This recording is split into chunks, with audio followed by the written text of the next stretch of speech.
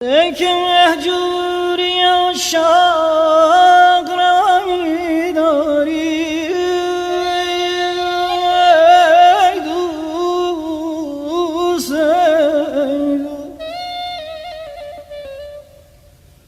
ای که مهجوری عشاق را می‌داری،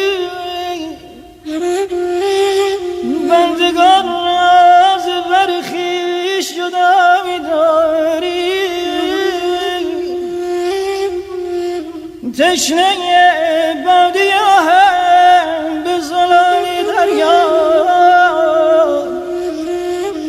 به امیدی که در این